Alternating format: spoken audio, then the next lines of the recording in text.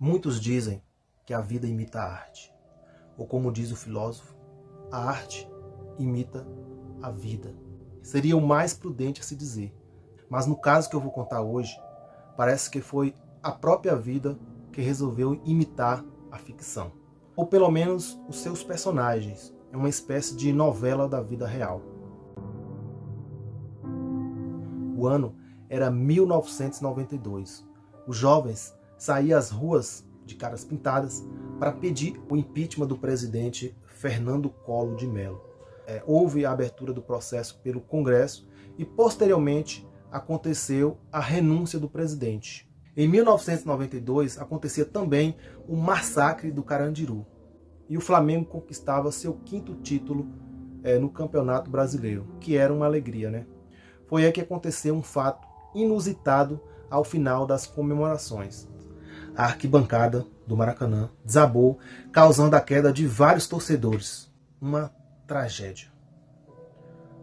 Outro fato importante também que aconteceu em 1992, que deixou o Brasil chocado com a repercussão no mundo todo, e esse é o tema central desse nosso comentário de hoje, foi o assassinato da atriz Daniela Pérez.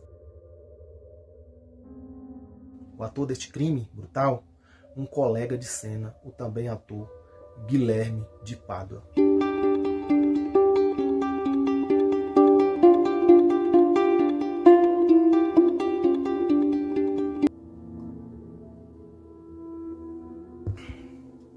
Hoje o nosso café vai ser relembrando esse caso que abalou os anos 90, até então inédito em nosso cotidiano de teledramaturgia.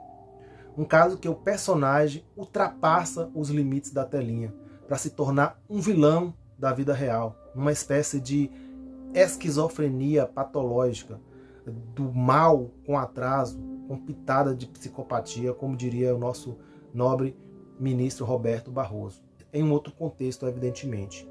A novela era um grande sucesso. Daniela estava em seu auge, considerada como, naquilo que eles costumavam falar à época, a nova namoradinha do Brasil, posto antes ocupado por Regina Duarte. Daniela era bonita, talentosa, carismática, filha de Glória Pérez, escritora e também autora da novela De Corpo e Alma, em que Daniela e Guilherme atuavam. Na trama, Yasmin e Bira, personagens de Guilherme, viviam um relacionamento abusivo. Ele era extremamente ciumento e Yasmin, uma garota genuinamente sensual, vaidosa, com uma personalidade marcante. Na última cena que atuavam, Yasmin, no caso interpretado por Daniela, resolve dar um basta no pretenso relacionamento entre ela e Bira. Muitos dizem que foi aí a gota d'água para que Guilherme desse fim na vida da atriz. De acordo com essa versão dos fatos, Pádua não gostou de ter sua quantidade de cena reduzida e passou a pressionar Daniela para que a Glória, sua mãe, desse mais importância ao seu personagem. Houve relatos em que o mesmo vivia dando em cima de Daniela, mesmo essa sendo casada e bem casada com o também ator Raul Gazola. Guilherme também era casado com uma mulher chamada Paula Tomás, e que à época estava grávida e passou a ser, junto com ele, protagonista desse enredo macabro. Na noite de 28 de dezembro de 1992, Daniela estava voltando para casa após as gravações da novela, quando seu carro foi fechado pelo de Pádua, que estava acompanhado pela então esposa Paula Tomás. Segundo uma versão oficial do caso, após desmaiar com o soco do autor, Daniela foi levada pelos dois para um matagal na zona oeste do Rio de Janeiro, onde foi morta com 18 punhaladas ou tesourada no peito. Não se sabe até hoje qual foi a arma utilizada no crime, já que eles não encontraram esse material. Verdade ou mentira? Realidade ou ficção? O fato é que muitas teorias alimentaram o enredo desse crime. Qual foi a verdadeira motivação de Guilherme em fazer isso? Ciúmes? Vingança? Ou foi um jogo de rituais ocultistas? Muitos acreditam que Guilherme teria alimentado, manipulado mesmo, uma desconfiança em sua esposa ao dizer que Daniela estava lhe assediando. Ele usou a condição dela de grávida, usou da impulsividade da mesma, os ciúmes doentio dela, para cometer o assassinato. O fato é que sua ex-esposa, Paula Tomás, quase não deu entrevista falando sobre isso.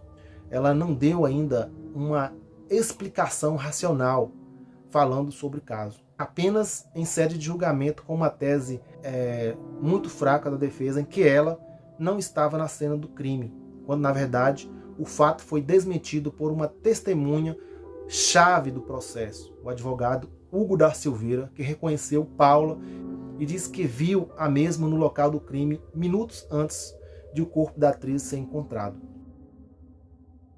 Após ser interrogada, Paula de início admitiu a participação de ambos e fez com que Guilherme também admitisse. Mas logo ela voltou atrás, afirmando que foi obrigada a admitir ou que não admitiu nada. E Guilherme passou a admitir sozinho a autoria do crime. Mas isso tudo mudou quando ele recebeu algumas imagens de dentro do presídio, feitas pela jornalista Paula Mairan.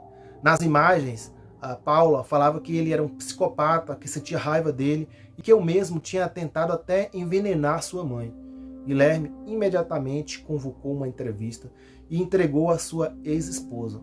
Essa versão ele sustenta até hoje, em que Daniela estava desfalecida em consequência de uma gravata aplicada por ele. Assustado, achando que ela estava morta, ele teria se afastado para adulterar a placa do carro e de costa não teria visto a então mulher dar os golpes que teria causado a morte da atriz. Guilherme e Paula foram condenados em júri popular por homicídio duplamente qualificado, por motivo torpe e impossibilidade de defesa da vítima. Ambos cumpriram 6 dos 18 ou 19 anos que pegaram do regime fechado, o qual foram sentenciados. Ela deixou a prisão em 1999, após cumprir 1/3 da pena. Anos depois, se formou em Direito, casou-se como advogado e atualmente assina como Paula Nogueira Peixoto. Já Guilherme deixou a prisão em 1999 também, voltou para Belo Horizonte, cursou Ciências da Computação e tornou-se pastor numa igreja evangélica em Minas Gerais. Atualmente, ele é casado com a maquiadora Juliana de Pádua Lacerda. Glória Pérez, a mãe da vítima, lutou para que houvesse a mudança da lei de crimes hediondos, a Lei 8.072 de 90, em que só abrangia à época os crimes de sequestro, tráfico e estupro. Tais crimes eram inafiançáveis e os condenados não podiam usufruir, dos benefícios da progressão de pena. Glória chegou a colher mais de 1,3 milhões de assinaturas e o resultado disso foi uma emenda popular para alterar a lei e incluir nela o crime de homicídio qualificado. Como o assassinato da filha da autora aconteceu em 1992, antes da mudança da lei, portanto, Paula Tomás e Guilherme de Pádua não foram atingidos e tiveram direito à progressão de regime prevista na legislação vigente à época do crime. 30 anos após esse acontecimento, o HBO lança o documentário Pacto Brutal, o assassinato de Daniela Pérez, com detalhes inéditos sobre o assassinato da atriz Daniela Pérez. Então é isso, pessoal. Vou ficando por aqui. Peço a vocês mais uma vez que não deixe de curtir este conteúdo, inscreva no canal, compartilhe, comente qualquer coisa aí e até o próximo vídeo.